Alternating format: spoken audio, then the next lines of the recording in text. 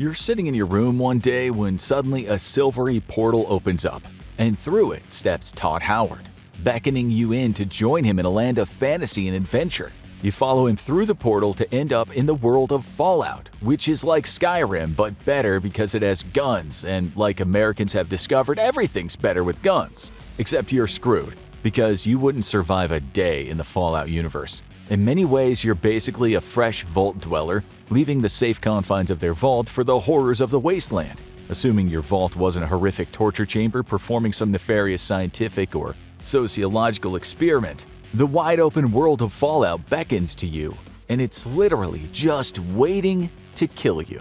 And we do mean the world, because this is, after all, a Todd Howard franchise, which means your first step into the world of Fallout is likely going to be your last, as you clip through the terrain or get stuck in a wall somehow. Remember, it all just works. If the horror of randomly clipping through terrain and falling into an endless void isn't enough to convince you though, don't worry, there are a whole lot of other reasons you have zero chance of surviving Fallout. Back in the real world, if you chose to spawn in the American server during character creation, then well done, because you have a 300% increased chance of survival due to the wasteland bursting with literally apocalyptic level gun violence that you'll be comfortably familiar with.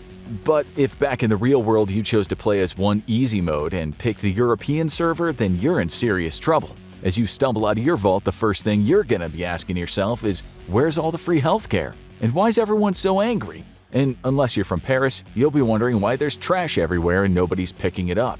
Your first danger scurries toward you on an uncomfortable number of legs. It's giant rad roaches, named for the mutating effect that radiation had on them, turning them into massive versions of the common house roach. Again, unless you're from Paris, you'll likely be alarmed by a cockroach the size of your leg. And you definitely should be, because these massive insects are absolute murder monsters. Real cockroaches are ravenous. They can eat almost anything. They can survive being stomped on thanks to the incredible strength of their exoskeleton. And they have a bite force as much as 50 times their own body weight. That means a 10-pound cockroach will be crunching down on you with a bite force of 500 pounds per square inch, while your pathetic bite tops out at around 162.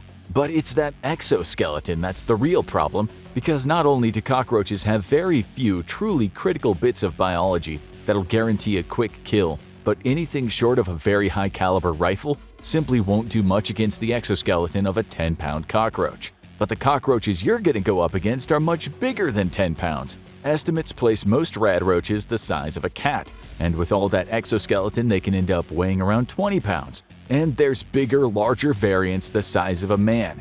Unless you're a Parisian, you're probably not used to dealing with cockroaches the size of a human. Arming yourself is a top priority, and there's good and bad news on that front as well. The good news is that Fallout is officially modeled on the daily life inside the average American city, which means there are guns everywhere. They're cheap, and there's tons of loopholes to easily acquire them. If you opted for the American origin in character creation back in the real world, you probably even have some experience operating them.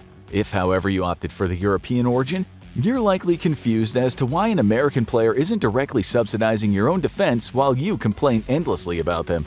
Guns are actually pretty delicate instruments, and a makeshift pipe gun or even a pre-war relic is just as likely to blow up your hand as it is to actually kill whatever you're aiming at.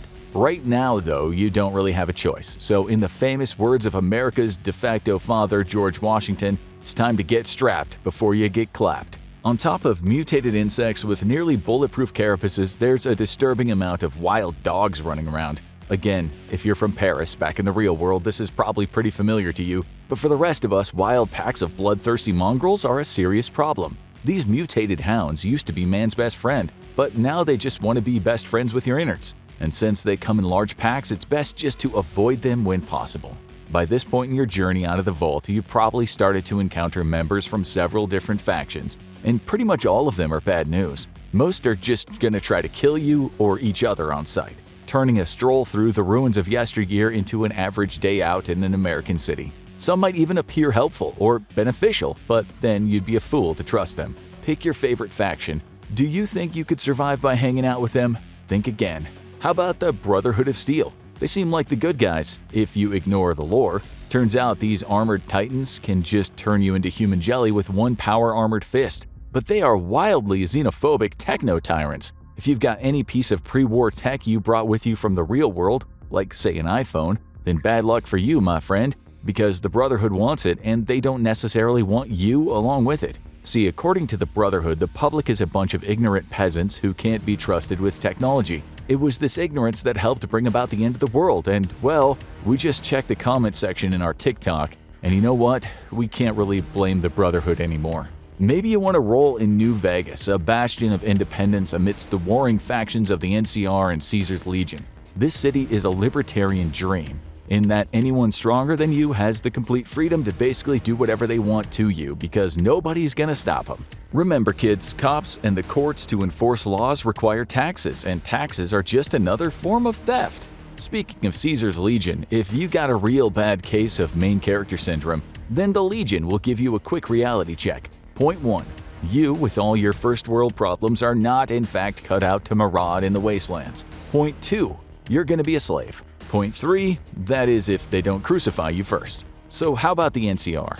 If you like oppressive bureaucracy that doesn't give two rads about you and heavy taxation, then this is the place for you. In truth, most of us would probably fit right in here because it's basically the real-world dystopia we've created for ourselves. The Institute sounds like it'd provide a comfortable life, at least if you have a high degree of moral flexibility and the IQ to actually be useful to them. Considering how high their IQ requirements are, you're probably better off back topside, harvesting irradiated potatoes like the good little post-apocalyptic peasant you are. Listen, there's nobody who would want to be an Atom Cat, but let's be honest, if you know enough about Fallout lore to know who the Atom Cats are, then you're definitely not cool enough to be an Atom Cat. Nice try, nerd. Go back to your potatoes. The railroad seems nice, and in truth, they probably are. A meritocracy fighting for the freedom of synths is probably about as good a moral choice as you're gonna get with wasteland allies. But you're gonna spend your entire life on the run, hiding in random basements while eating canned food. That doesn't sound too bad considering your alternatives, but the Institute will eventually drown the railroad in an endless tidal wave of synths because you are definitely not the main character, making them a poor choice of a faction to join. It's best you go solo, which means you're gonna face the other horrors of the wasteland alone. And on top of the various gangs of raiders, you've got very real, absolutely insane, terrifying human monsters to contend with. No, we're not talking about Kanye West, we're talking about ghouls. These irradiated humans had their brains turned to mush a long time ago and became antisocial to the point of being irrational, hyper-aggressive, and feral. And okay, we realize this is sounding a lot like Kanye West, and I'm gonna let you finish, but first we'll explain what ghouls really are. Some of the more ancient ghouls come from the pre-war population that survived the friendly game of catch that the United States and China played with their respective nuclear arsenals. Large segments of the surviving population became trapped in highly irradiated cities, with the radiation eating away at their brain while mutating their physiology to become extremely resistant to radiation. As a side effect, they were able to basically feed off the radiation, greatly lengthening their lifespan. Because, to be totally honest, Tim Kaine really liked the idea of zombies, but had to figure out how to make them fit in the Fallout universe. Ghoul bodies are powered by the magic of Tim Kaine's imagination, which means firearms and even improvised weapons are only so effective against them. Shooting a real human straight in the brain or in the heart is a good way of politely asking them to reconsider their current course of action.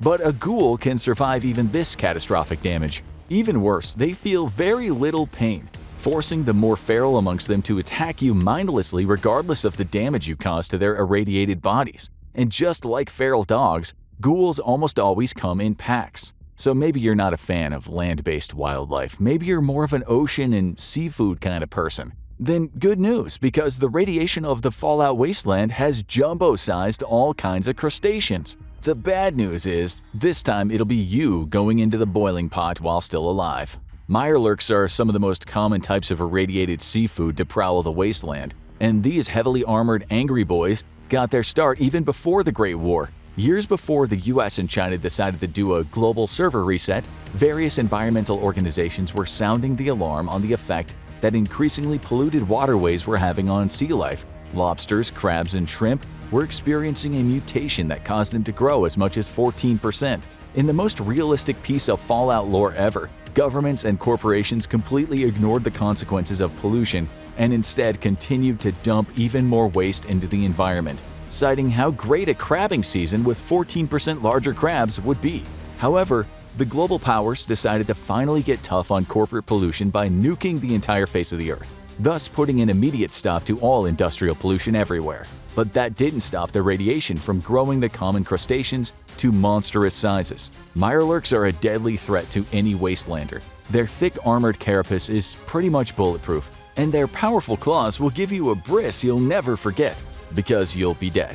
While most of their ancestors were filter feeders, Mirelurks prefer real meat and can be surprisingly agile and quick while hunting. Their only real weak spot is their tiny little faces. And let's be real, none of you are good enough a shot to hit such a small target while running for your life. You might be aces at your local shooting range, but try to hit such a small target while not Hershey squirting your underwear, it's a different thing altogether. Moving up the food chain, where you're firmly the bottommost link, you've got the super mutants. These genetic freaks are the result of human experimentation with a forced evolutionary virus, which is totally different from Resident Evil's progenitor virus for various copyright reasons. Humans are obviously flawed creatures, so in order to build a better tomorrow, the entity known as the Master decided that creating mutant copies of humans was a pretty smart way of getting rid of those flaws. This genius plan didn't quite go according to, well, plan, and super mutants quickly swept across the wasteland as they forced others to undergo the same exposure to the evolutionary virus that they received. Some super mutants are close to the Master's dream for future humanity. Stronger, tougher, immune to most sickness, and radiation-proof, while also retaining their intelligence. But most had their intelligence reduced to that of the average Twitter user, while becoming hyper-aggressive and antisocial to anyone that wasn't part of their clan. Yeah, so exactly like the average Twitter user. Oh, sorry, we forgot it's called X now. Thanks, Elon. These angry, irrational, unnaturally strong creatures are more likely to rip you limb from limb than engage in a civilized, intelligent conversation. Turns out you have limbs, which means you're in serious danger of having them ripped off upon being discovered by super mutants. They can run faster than you, are much stronger, nearly immune to all disease and radiation, and can even recover from deadly wounds through regeneration. Unless you're packing some serious firepower or have a lot of friends, your first encounter with a super mutant is likely going to be your last. There's a plethora of other irradiated horrors, like Yuan Ti, cazadors, or mosquitoes the size of combat drones, even real-life space aliens. But sitting atop the fuck around and find out chart are two of the most deadly monsters in all the wasteland. The first is the Behemoth, which is basically just a super mutant the size of a house. Much like Alex Jones, the Behemoths are big, angry, paranoid, and not very bright. Unless you've got serious firepower, your best bet is to lay low. And we do mean serious firepower. Their sheer mass alone means that even high-caliber rifle rounds simply won't do enough bodily damage to be life-threatening. All you'll do is annoy them. If you're thinking of taking on one of these monsters, first ask yourself, do I have at my disposal a level of firepower equal to that needed to take out a US Army M1 Abrams main battle tank? Because if your answer is no, I do not have at my disposal a level of firepower equal to that needed to take out a US Army M1 Abrams main battle tank, then your best bet is to run and hide. And if you choose to run, always remember to use the buddy system. That is, trip your buddy so the Behemoth eats them and not you.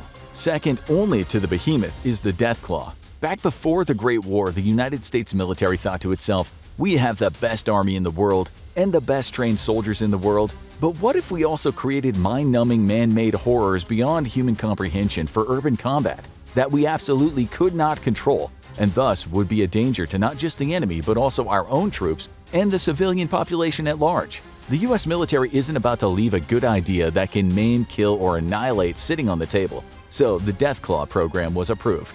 Refined by the forced evolutionary virus and exposure to radiation, the Deathclaw quickly spread across the wasteland. This legendary monster has become the king of the food chain, and breeding pairs have been found all the way in the former US Capitol. Deathclaws are the supreme angry boys, with the claws on their hands being as big as the average short sword. And if you know the average length of a short sword, then you're definitely not surviving the Fallout wasteland. For those of you who don't have an unhealthy obsession with medieval weapons, that's between 2 and 2.5 feet long. Top this off with incredible speed, agility, a mouthful of steak knives, and a hide thick enough to be resistant to firearms, and we can guarantee that you'll be in for a bad time. Deathclaws are also intelligent, and they absolutely love murder. It's literally their favorite thing ever. And short of a nuke it from orbit, it's the only way to be sure option. There's basically nothing you can do if one sets its sights on you. The best option is to brown your pants so you can at least die with the satisfaction that you'll taste bad going down. Now go check out why you wouldn't survive World War III, or click this other video instead.